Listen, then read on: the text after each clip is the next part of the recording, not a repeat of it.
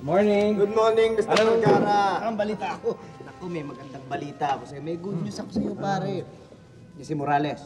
Pare, ang daming naiinis dyan. Sinabi mo, pati ako. Oo, ang daming naasar talaga dyan. Dahil napaka-arugante, ang yabang. Tuloy yung mga taba hindi makapagtrabaho na maayos eh.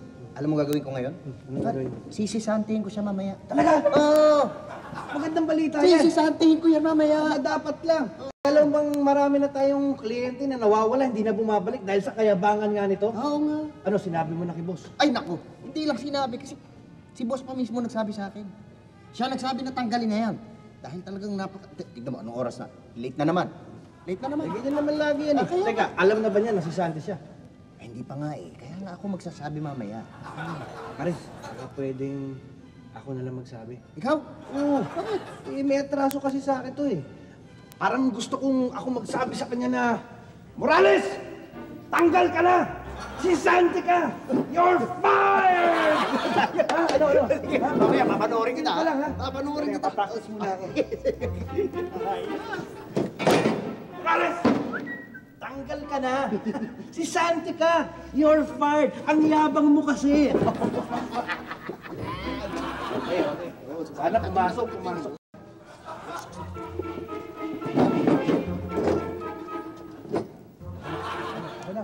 Sige, sisantihin mo na. Patay sa akin. Patay mo na. Okay na kayo, boss. Oo, ayos na yan. Tala na.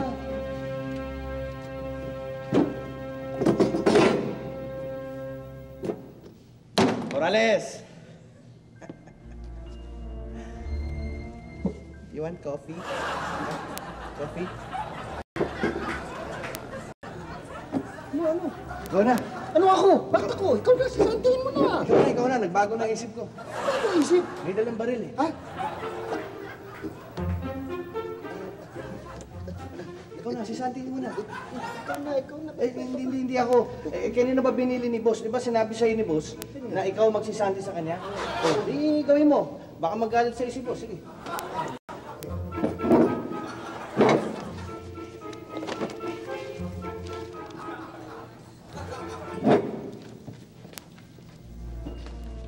Santiago,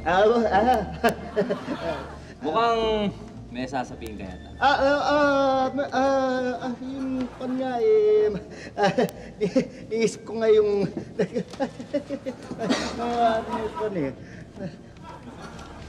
Ano yun? sabihin mo na. May sasabihin niya ako. Ano nga yun? Meron akong balita na,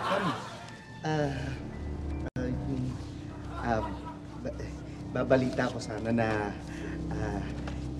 Mukhang masama yata itong balitang sasabihin mo. babalita ko lang na, nawala yung ballpen ko. Meron kang ballpen? Wala, ako nagpapahiram ng ballpen. Oo nga eh, sabi ko nga eh.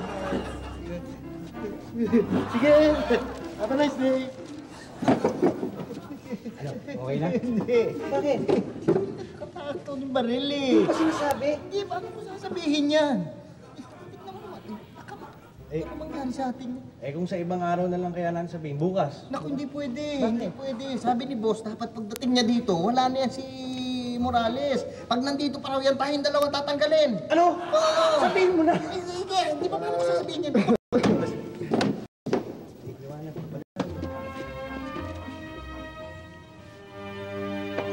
Santiago! Halika rito. Bakit nandito pa itong Morales? Di ba sabi ko sa'yo, ayoko na Bakit ba? Ano bang, ano? Boss, huwag ka masyado maingay. Ano yun? Ano yun? Sabihin mo. Sisisantiin ko nga dapat. Kaya lang, yun nga, binili ko. Di ba dapat to? Wala na to ngayon. Dapat nasisantiin na yan. Ba't nandito pa rin? May baril eh. Ha? Natakot kami. Baka pwede kayo nang magsisanti sa bakit may baril? Tsaka ba't ako tinuto? Ikaw ang tinuto. Hindi, ganito na lang boss gawin natin. Sa ibang araw na lang natin si Santihin pag wala siyang dalang boga.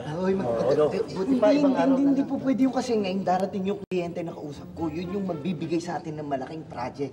Ngayon, pag dumating yun na nandiyan pa rin yung Morales na yan, eh baka hindi matuloy yun. Alam nyo naman to, pag tinopak to, baka anong gawin nito? Anong gagawin na? Alam ko.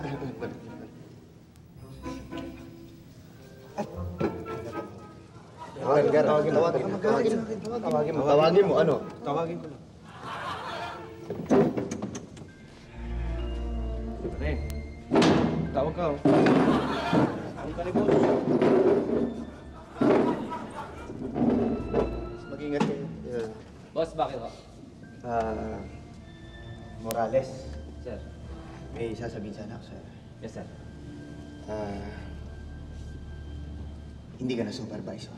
Hindi na ako supervisor, sir! Hindi na! Sinasabi ko na nga ba eh! Basta bang balita sinasabi niyo eh! Sir, bakit hindi na ako supervisor ngayon? Kasi, manager ka na. Ice cream pang akong binigay sa'yo. Ito.